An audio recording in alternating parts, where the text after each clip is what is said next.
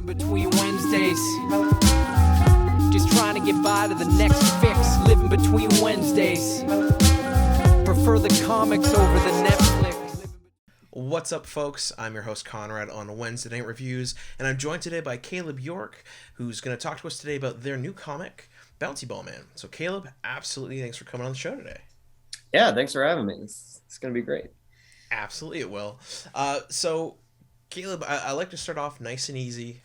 Who is Caleb York? I'm still trying to find out, man. No, I guess I could break it down. What Caleb York does. I'm a writer at an ad agency, but I love writing on the side. I always have as a kid.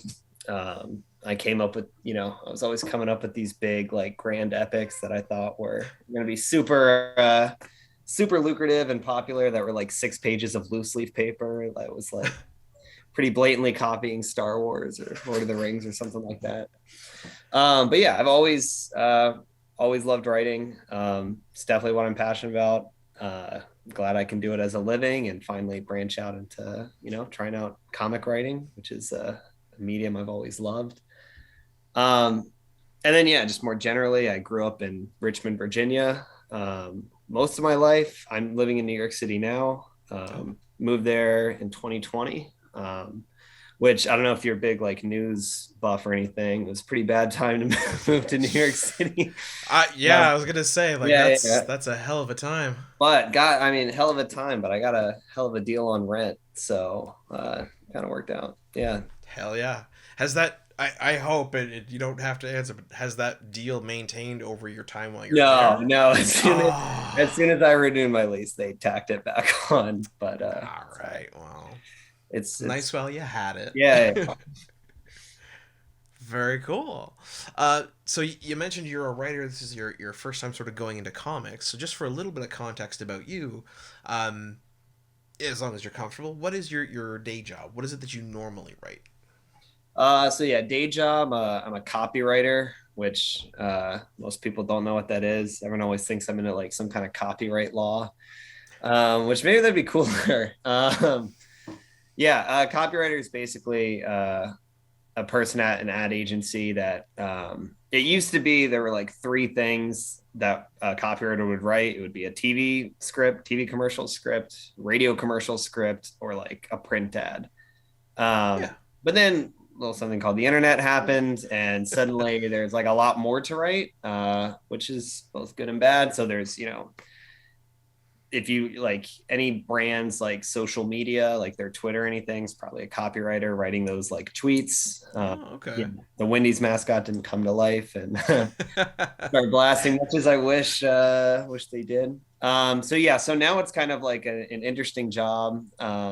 Kind of a grab bag of a bunch of different things. And I've written, everything from social posts to web series to TV commercials, the whole thing for a bunch of different brands. And normally copywriters are paired up with art directors in the ad world, which, kind of the same deal. Do they say the same thing that the writers do, except they're in charge of all the visual aspects. So it's, I think it's helped, learn a lot about the creative process and how much a word can cost, as one of my bosses would say. Ooh, that's a scary thought. Yeah, I mean, like, it's funny. Like, I have ad block on my computer, and so do most of the people that work in advertising. Oh yeah. I mean, most. I mean, I'll say it. Like, most advertising is terrible. Which I don't know if that's like new. Like, I know a lot of people are like, oh, it was like way better back in the 70s or whatever. It's like, I think you're remembering the good ones and like not all the ones that never got, put on. I think it's, it's a combination of, it's like, you've heard of Sturgeon's Law, like 90% of everything is crap. I think I haven't, but that actually makes a lot of sense. Yeah. It's the same with ads, it's a bunch of different people and different voices, everyone trying to like get it. So the fact that like anything gets made, I'm always just like struck by, whether that's like an ad or a movie. Like if you ever watch like a movie's credits and Oh see my like God. how many names are there, and just like those aren't just names. That's how many egos were on that movie. Like That's a good every way to think about it. yeah, everyone is trying to make something together. It's the fact even like bad movies get made. I'm always, if anything gets made, it's a miracle, frankly. So Agreed. No, you know what? That's hilarious to think about, but it is absolutely true. yeah, Um, Talking about getting stuff made. Obviously, we're here to talk about your comic. yes, So tell us, what is Bouncy Ball Man? yeah, Bouncy Ball Man.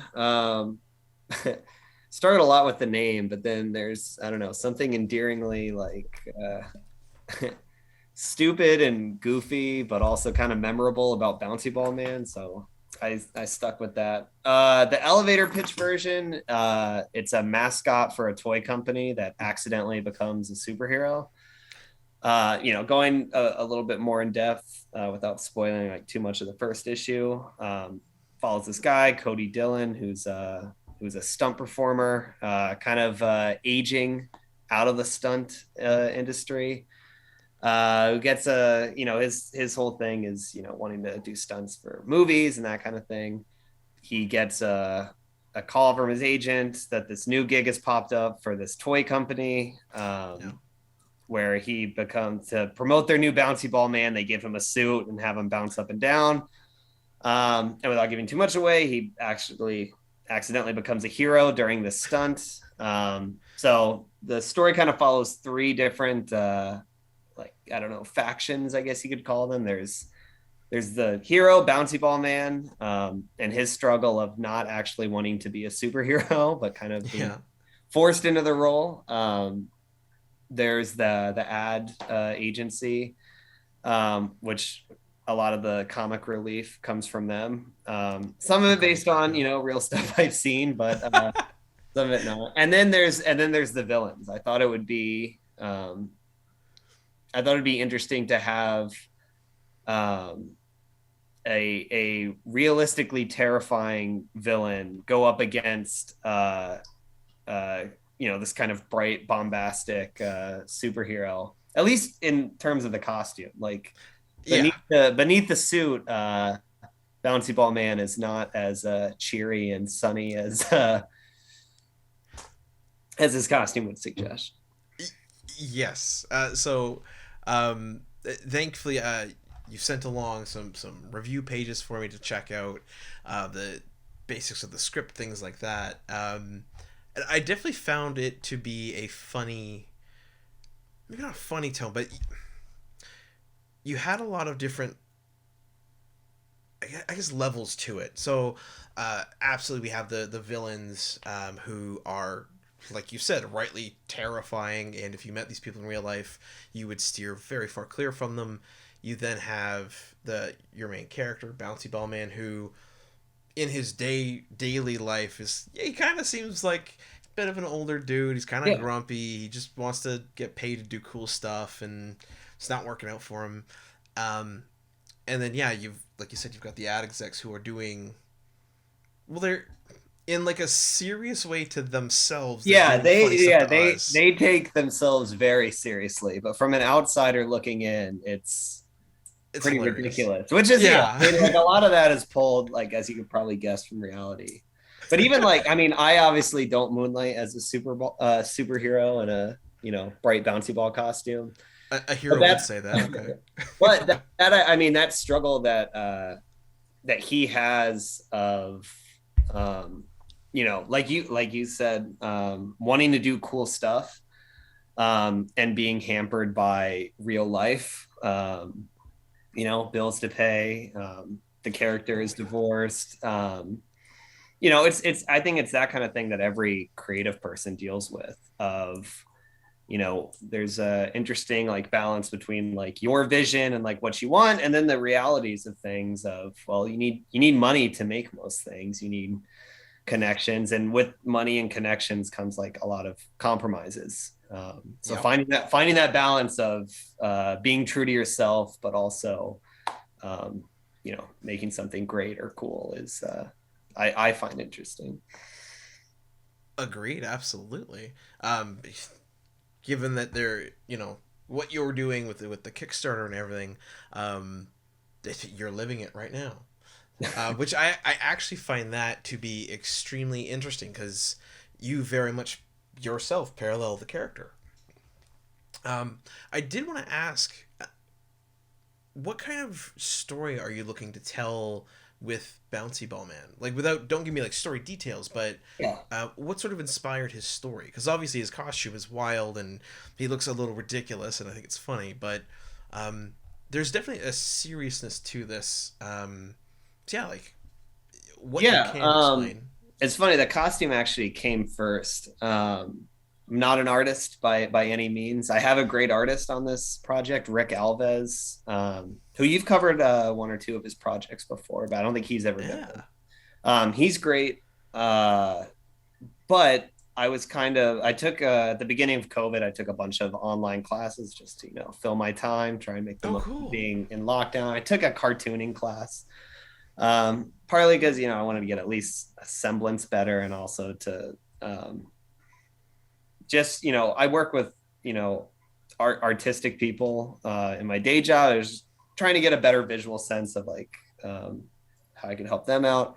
And so I would do these like stupid sketches every day. You're supposed to sketch every day, which I kind of have fallen out of this year, but I used to. And one of the sketches I made was this idea I had for this, what if a bouncy ball came to life, and I kind of drew it a couple different times. And then I sent it to my artist friend, and I was like, what do you think of this? And he gave me some tips. And so, I mean, I always have ideas like that in the back of my head. This one I pursue just because it kind of just, I don't know, kind of tumbled out, like how would a person get this suit? And then the story kind of like sprang from there.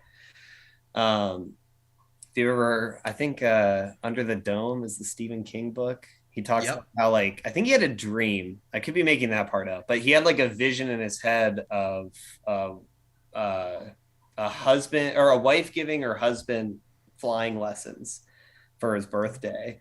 And I think the opening scene of Under the Dome is the plane crashing, like a plane crashing into nothing in the air, and the wife watching it on the ground. And he said he had that scene in his mind, and then he started like just going from there, like what did it crash into, like who are these people? Wow. So yeah. I'm sorry, I was rambling. I think no. your initial question. Where I want the story to go. Yeah. What kind of story do you want to tell with Bouncy Ball Man? Yeah, so I guess kind of two things. When growing up, like the comics I like to read as like a kid, which has changed somewhat like as an adult, but I still have like that love of because when you're a kid, you don't really like keep up with like continuity or anything like that. You just like find whatever closest comic you have and like read that. I love those like self-contained stories, like especially like those old like Stan Lee or like Steve Ditko or Jack Kirby stuff, where you really just need to know the core characters and you're good for that issue, whatever it is. Like you don't need to know like the past 20 issues or whatever. So I would like to tell like self-contained stories. Like I do have a 5-issue like beginning, middle, and end that I hope to see through to the end. And I hope that each story would stand alone and be entertaining on its own merits. But I also want to explore the character of Bouncy Ball Man, or Cody Dillon as his secret identity is, and follow him from the beginning of being this hero that he doesn't want to be, and seeing how when he goes up against other villains or confronting parts of his past, how that shapes him as a character. I love it. Yeah. I very much honestly look forward to this, because the way that you've introduced the character from what I've had access to, he seems like an interesting person, and you've given enough from the first couple pages to give like a really open wide base, and it definitely sounds like you know where you want to sort of push the story and have the character go, or bounce as it might be.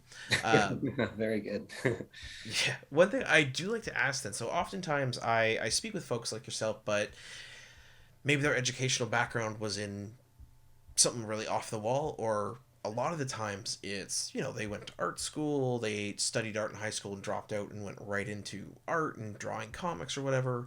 Um, Only about one other time have I worked with someone like yourself who's actually in sort of the business of art and writing.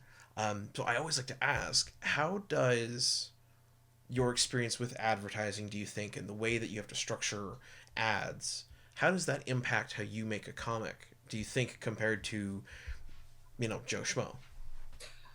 I think you're kind of like forced. I mean, I stumbled into advertise, like literally stumbled. Like I didn't know about it as a career. I liked writing, my whole life, and I became like a history major and not an English major, just because like it was between those two, like what I had credits for, and history. Oh, A lot okay. of like telling, more listening to stories rather than like telling stories. So I was a history major, and then I didn't know what to do with that, so I Googled what to do with that, and way down on the list of some, what to do with the history degree article was copywriting. So I looked into that, and yeah, it was definitely an education. Like it taught me. I've done a bunch of different like kinds of writing. Like I would write for school newspapers growing up, or tried my hand, like I told you, at those 6 pages of loose leaf Yeah. ads.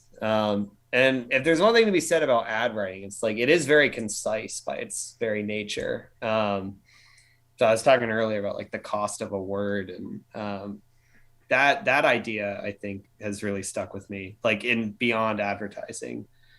Okay.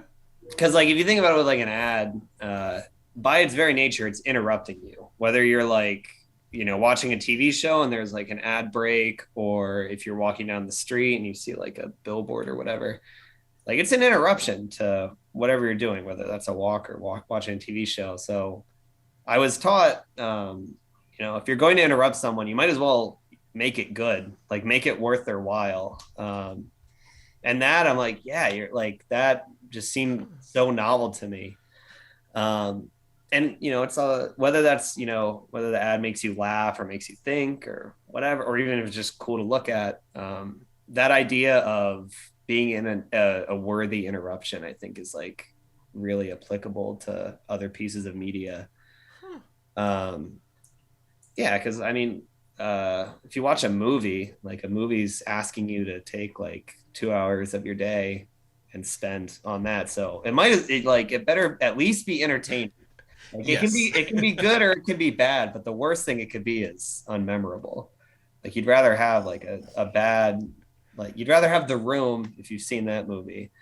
Yeah. Yeah, you'd rather have that than I don't know. I saw Independence Day Resurgence, and it was just like really boring. Yes, but like that's the thing. Like it wasn't bad. It was like just middle of the road stuff I had like seen before. And so I don't remember anybody's name. I can't tell you what happened to any of those characters, but I can tell you everything that happened in The Room, despite it being, Tommy Wiseau film. Yeah. Interesting. I like that idea. Yeah. Huh. Well, I mean, honestly, that is fantastic to keep that lesson with you, and for the folks out there in YouTube land, follow that. If you're going to interrupt somebody, at least make it be interesting. I like that. And then I also had like a boss tell me, he was like, he told me, he was like, this is something I see in like every first year writer. So like, stop doing it. They're like, oh, what? And he goes, whenever you guys get like a script or anything that like gives you a character to write about, whether it's like a radio or TV script, he's like, you guys have them talk for way too much. It's like, you guys love having like a voice now, so all your characters like say as much as possible and try to be as funny as possible. It's like, stop it. Like, here's like, here's who this person is, or like what he needs to say to advance the scene, and this is the information we're going to convey. Like, say it as short as possible. So that helps too. I think I like that. You have at least in the ad world, like writers like to, think they're clever and like to be as clever as possible. And sometimes you just have to say what you have to say. I listened to if you know like Bill Hader. He does like Barry. He was on SNL. Oh, okay.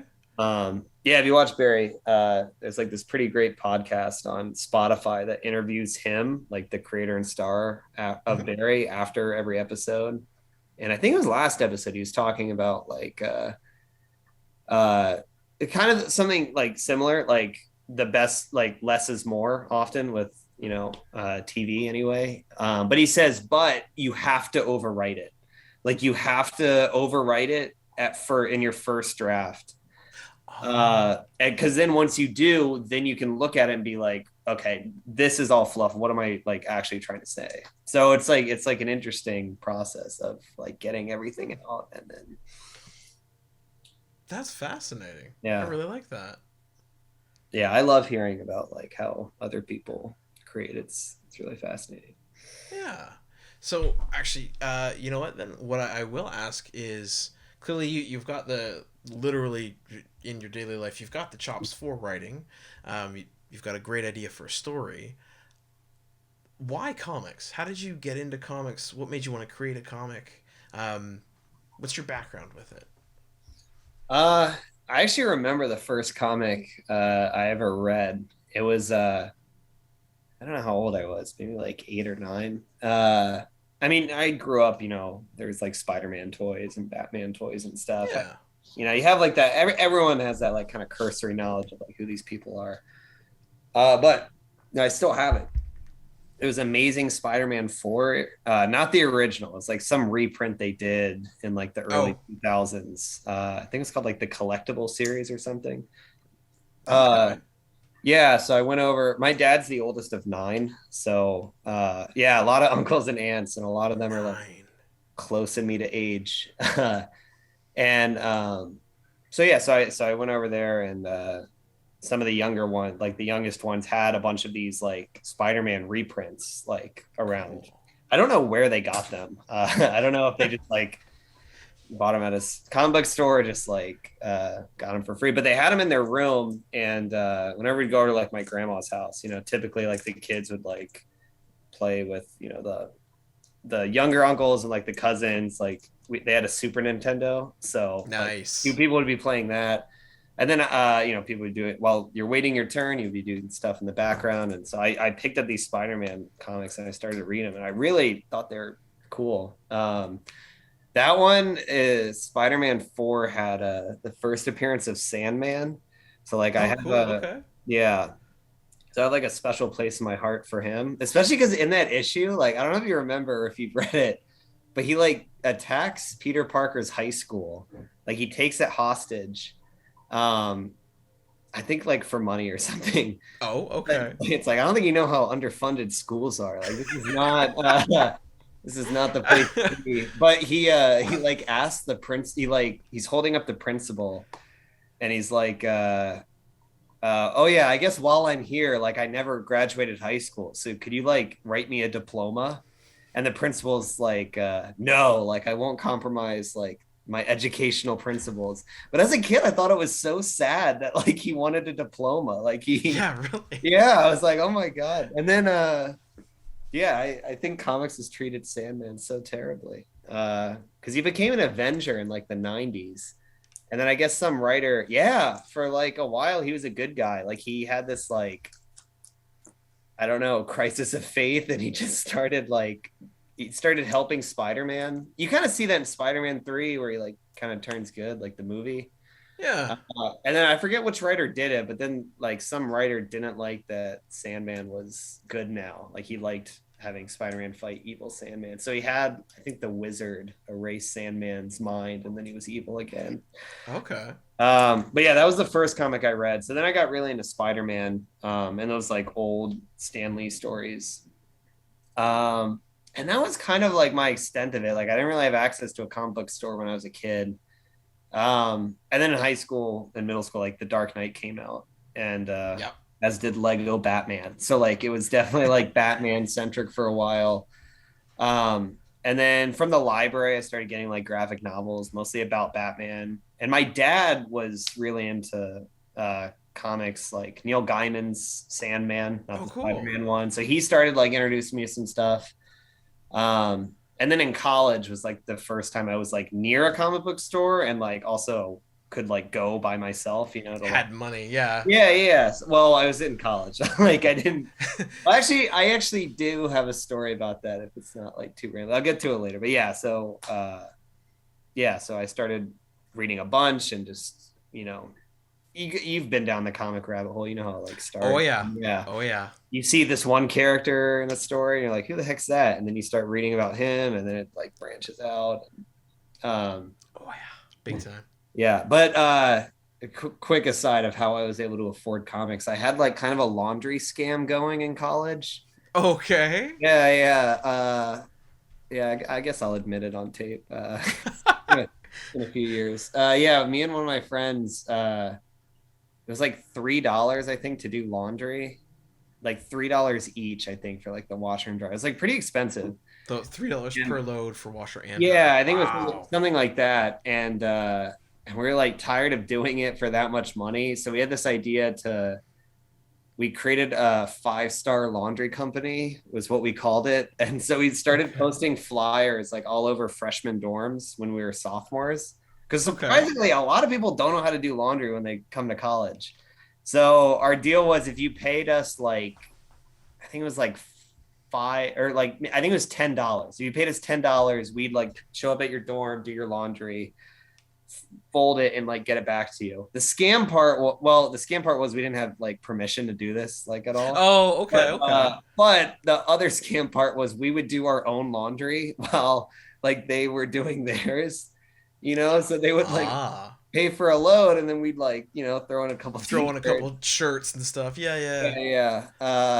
So we did that for a while, and that was like literally my comic money. Awesome.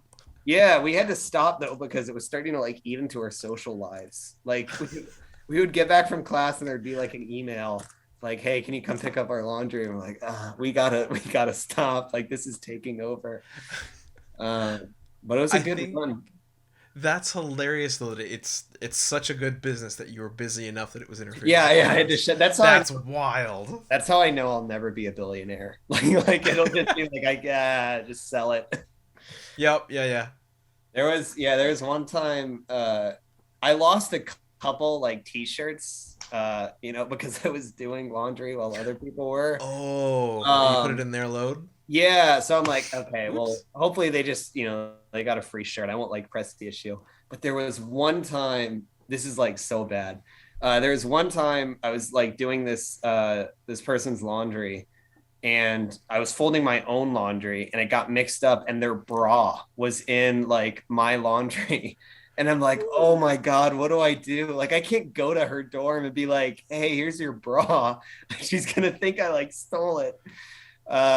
Fortunately, she was a repeat customer, so I just slipped it back in. Yeah. Oh my God, I was like, whew, that's. That was the only time I ever accidentally ended up with somebody else's laundry. Most of the time, I lost my own. I mean, you know what? At least it's your own, right? Like, if it was someone else's, I'd feel really bad. If it's your own, you're like, all right. Yeah, But I mean, that's such a cool way to, one, make a company, but also like get comic money. Yeah. I like that. It's also terrifying that many people don't know how to do their own laundry. It baffled me. I mean, there were a couple that like just didn't like it. That I get. But most of them didn't know how, which is like crazy. And it's like, for free, you can just like find out how to do laundry, but they didn't want to. They wanted someone else to do it. So we did. Cool. Wild. Well, I'm glad you had easy access to get it done, to get your comics. And I am glad to hear you, to this day, have the Spider-Man #4. The reprint. Yeah, the reprint. Yeah. But still, you have that issue. Because I think there's something really special about being able to have that issue, to be able to go, this is the comic I started with. Like, I have that one. My partner, Vanessa, she got me my first comic, like my floppy. And I still have it today because it's my first comic. But a lot of people, they either... Which comic is it? It's Hellboy. I don't rightly know the issue number, but it's the second part of a Hellboy story called Macomo when he goes to Mexico. And yeah, it's some random issue. I don't think it's like a key issue or anything. It's just Your first one. Yeah, I get it's it. my first one. Yeah. So yeah, it was just special to me. And yeah, I think there's a lot to be said about, especially like comics from that era, like the original, Spider-Man, Batman, all that stuff. A lot of them got destroyed, right? Because everyone's like, oh, it's a comic for kids, whatever. Throw it out, Yeah. read it 1,000 times, and it'll get dented and dinged, and staples will come out. The staples are starting to come out, even though it's a reprint. Yeah. Oh, it's old enough, right? So Yeah. it's really cool that you get to keep that though. So about your comic, because who knows, it might be someone else's first. I did want to ask, who's working on Bouncy Ball Man with you? So I mentioned Rick Alves. He's from Brazil. He's great. Lot of I told you before, like I made some crummy sketches to start. He took those. I felt so embarrassed like showing it to him because he's like a professional artist. And I was like, this is what I was like kind of thinking it could look like. But I mean, that's he's so good. Like I'll do something like that or say something like totally inane that I wouldn't expect a human being to like decipher, but he'll like take it and he puts forth like that image to page and then like makes it way better. Yeah, and I mean he's always up for like new element. Like we have there's like a motorcycle jacket in the story from like a motorcycle gang, and Cool. yeah, and like we had fun designing like the logo of that gang, the logo of the toy company, like even that kind of stuff. Like he knocked out of the park. So he's great. I'm actually so it's all those are done. I'm getting it lettered now. So yeah, so I'm in the process of actually like talking to letterers. So it'll probably be done pretty soon, but I can't tell you who it is yet because I haven't picked who I'm going with. But there will be one, and maybe you can put it in like the description underneath once I have Sure, it. yeah. If you haven't settled on like it's one of these three people, Tobin Rasico. I've interviewed Tobin and his wife, Alaire, about their comics. He also letters like quite frequently. I know him to be quite good from the comics that he's lettered that I've read.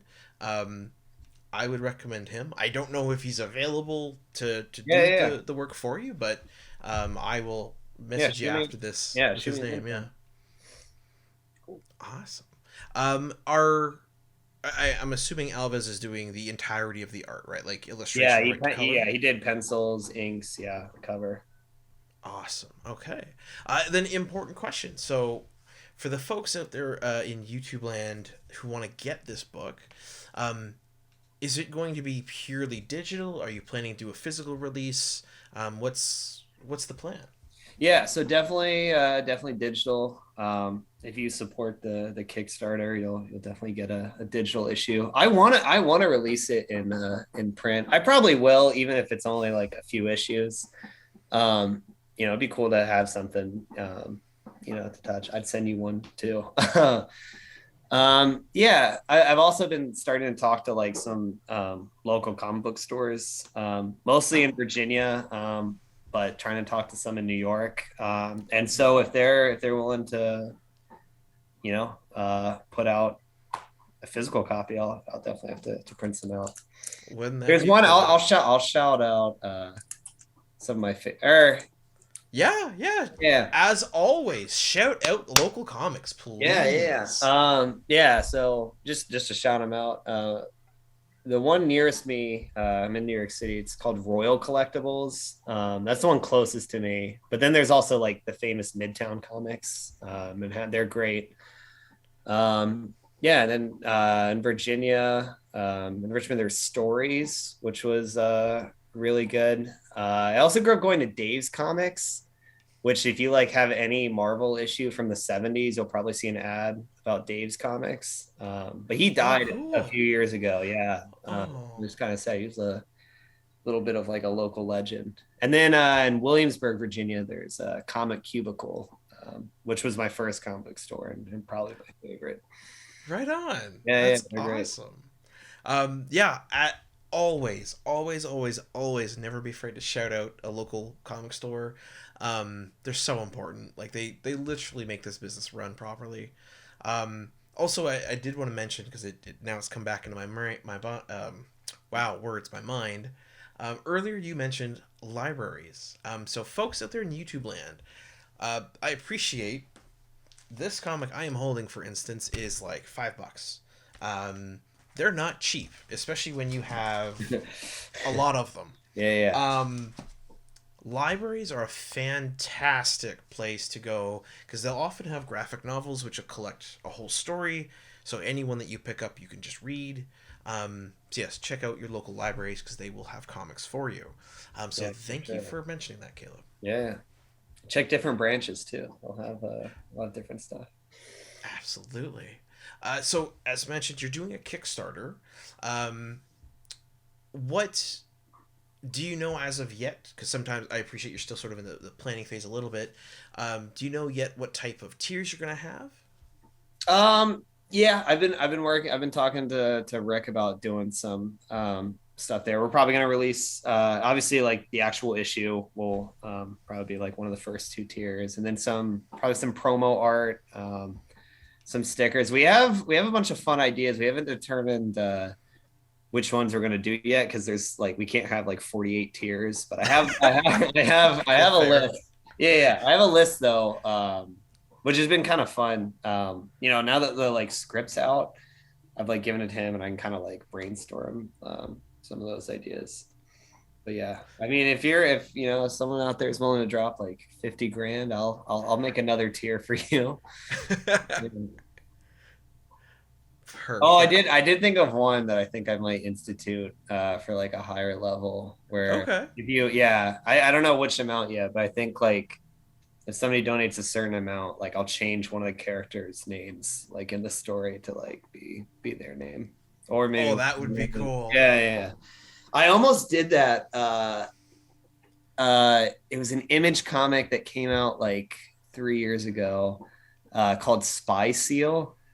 Okay. I don't want to get his name wrong. Let me look up the author real quick. Sure, yeah. But yeah, he had his email at the end of his comic, and just like and at the end of the first issue, he was like, "Email me, tell me what you think." Rich Tommaso is his name. It was a good miniseries. I think it lasts like 5 or 6 issues. And so, yeah, I emailed him and I told him I liked the comic. And then I was like, also, if you like need a name for a character, like Caleb is as good as any. And then he wrote back and he said that he'd consider putting, I think he wanted to name a taxi cab driver Caleb. But Nice. then, so, I mean, he might have been lying and it might have been a ploy to just make sure I bought every issue, which I did because I thought I would see my name. And there was no taxi driver. So I think probably like, he had to like rewrite some stuff or, he might have just been trying to get me to buy his comic, but I almost had that happen. No, that's so cool. Like, you know what? On a couple of the Kickstarters I've backed, one of the tiers they have is two separate ones did. I forget how much they had them at. I think one was like $150 Canadian. The other one I think was 100 or 200. But it was basically like, get this tier, you get the digital, the physical print of the book, and we'll draw you in as a background character in the next one. That's super cool. Yeah, that's cool. So I've done that for myself because like I think that'd be cool. So are you in a comic out there? It's not done yet, Okay, but yes, I'm gonna be in 2 of them. So that's super exciting. Nice. Yeah. Awesome. So as mentioned, so for now you've got a Kickstarter on the way. You've mentioned Bouncy Ball Man is going to be roughly 5 issues. Okay, perfect. You know what? I think we've covered quite a bit. Yeah. Fun question for you then. All right. Oftentimes, as we've discussed, you yourself are a comic collector. A lot of the times, comic creators are themselves fans of the medium. Um, if someone were to come over, what would be the one thing that you would go, check this thing out from your collection? Oh, What is like the I staple piece? yeah. I actually have that because like I've made my friends and I think my dad too like check it out. Um, yeah, I guess I could like actually take you to Sure, it. yeah, as long as that's okay with you. Yeah, no, this is so nerdy and it costs like way too much, but I had to get it. Uh, let's see here. Okay, you've had to move. I'm assuming it's something quite low.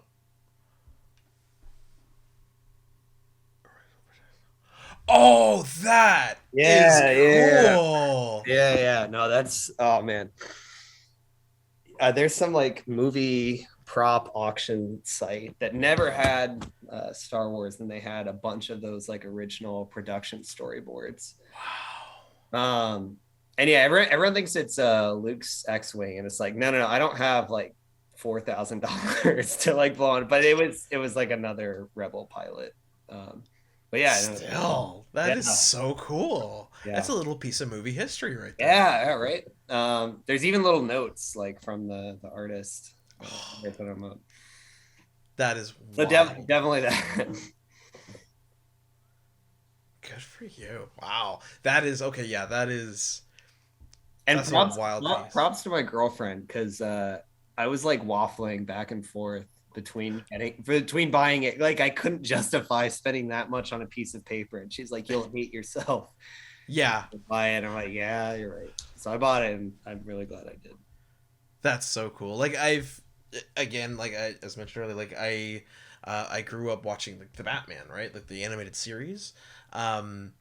And occasionally I've seen stuff pop up on auction sites or for charity events where it's like original cells from the movie Mask of the Phantasm or the original series, and I'm like, I would love to.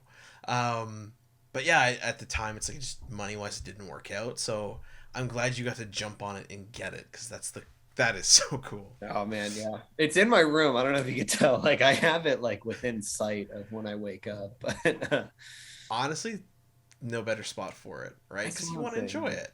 Yeah. And actually, note for the people out there in YouTube land, if you have something that you love, if your thing like me is comics, if it's Star Wars, if it's whatever, if you get something cool, please show it off. Yes, like protect it. If you can put it in like a UV protective glass case or whatever, if it's a book, do that. But like I've done here, like Caleb's got in his room, keep that thing on display because there's no sense in paying all the money for it, collecting it or whatever, and burying it in a box somewhere. It's gorgeous. So Caleb, my last two questions for you then, as always. Second last question will be, what is it that you're reading at the moment? Doesn't have to be comics. It could be anything, but what's keeping you happy? I'll tell you both. I'll tell you the comic I'm reading and then like the book I'm reading. I kind of like start because he kind of caught me at a weird book. Yeah. So right now, comics I'm keeping up with. Right, there's this really good series from Image called Twig. Yeah. Super good. It's like the Dark Crystal meets like Zelda, is how I describe it. It's really good. Okay. The art is beautiful. There is a Rick Alves who designed one of the variant covers. It is not the Rick Alves I work with. He described him as his more famous cousin, but I think he meant that metaphorically. I don't think they're cousins. And then as far as books, I'm reading if you know like Steven Van Zandt, like the E Street Band guy. If you've seen The Sopranos, he's Silvio in The Sopranos. Oh, okay. I'm reading his autobiography. It's definitely interesting. He's kind of an egomaniac. Like I can tell he's like really thinks highly of himself, but he's got a lot of like good stories about like the rock and roll world that he like grew up in. There's like every rocker you've ever known is like in the book. And then it's that, and then it follows him going to like South Africa for a while, and then he goes and does Sopranos. So yeah, it's a fascinating read. Cool. And what was that person's name again? Steven Van Zandt. Zandt, Zandt. Yeah. Okay. Yeah, he was in he's like Bruce Springsteen's like main guitarist. Yeah. Okay. Yeah. Apparently there's like a story in the book, like when they were doing The Sopranos, the creator was like flipping through channels and he was like presenting some music award. And he like did this skit where he was like adopted this really like thick Italian accent or like mannerisms. And he was like, that guy would be perfect. And Oh my God. Yeah. I mean, hey, if it got him the job, eh? Yeah, no, it's he's also really good in The Sopranos. You wouldn't think it was his first acting gig. Wow. Well, okay. That's pretty damn cool. But yeah, I mean, it's such a weird, but I had a better book I was reading last week but yeah. No, those are the two I'm reading this so far. Nice. Well, absolutely, folks, go check out Twig and and then Van Zandt's autobiography. Yeah, that's really cool. Then yeah, Caleb, that takes us to our last question, which is always the easiest, I think. I hope. Maybe not. I don't know. Which is simply, what do you want folks to know? What do I want folks to know? Obviously, I want you to know that there's a comic called Bouncy Ball Man coming out. But also, there's this really great Twitter account called Weird Medieval Guys. And it's this guy who like pulls like from medieval tapestries, like the weirdest like things that the artist threw in there. Like, yeah, it's like super bizarre. Like, I don't know what the medieval artists were like on. It'll be like just giant mushrooms, like shooting a bow and arrow, or like a dog, like piloting a boat. They're so weird. It's so fun. Yeah, that's my favorite social media account ever. Okay. Yeah, I dig it. Also, the TSA has a really fun Instagram. if you're trying. Yeah, that TSA, the airport, like the flight authority. Yeah, yeah. Their Instagram is just everything they confiscate. And they like post it on Instagram. So it's like there's a guy that brought in like a cobra knife, like a knife that was shaped like a cobra. Yeah. And they'll always post like, yeah, I confiscated this today. Like, just let everyone know, like, cobra knives are not allowed on airplanes. Okay, that sounds like a riot. Yeah, neither of those accounts have enough followers. So you guys should definitely follow them. Okay. And again, so the TSA official. Yeah, just like the TSA on Instagram. Yeah, they're great. Yeah. And the other one as well? It's on Twitter. It's called Weird Medieval Guys. Weird Medieval Guys. Okay, I'll check them out. Yeah. Wild. And then you know what? I do like to make sure we mention it, Caleb. How can folks reach you if they want to follow you, check out your content? What's the best way? Yeah, email. I don't mind giving you the email. It'll be on the Kickstarter anyway. But yeah, you can email me at like the number 1 Caleb York at gmail.com. If you want to see like ads I've done, you can go to calebyork.work, WORK. And then yeah, I'm also gonna start like a Bouncy Ball Man page on Facebook, probably, if maybe Twitter too, just to like post updates and stuff, especially for future issues. So you can follow the project there. Perfect. Well. Yeah. Awesome. Well, Caleb, absolutely. Thank you for taking the time to come on the show today and talk to us about Bouncy Ball Man. Yeah, thanks for having me. It was fun. Oh, agreed. You've been a riot. And for the folks out there at home, absolutely check out the links down below to the Kickstarter, to Caleb's social media, as well as everything else. And yeah, like, comment, subscribe, and we'll catch you next time. Golden age to present, digest to oversize. Never miss new comic day. Yeah, no surprise. So where's my no prize? Check the letter columns. Can't find issue 2? Yeah. Collector problems, cliffhangers, mysteries. You need answers. When did Batman become Green Lantern? I get it. True believer, not lying. Always up for an awesome summer crossover tie-in.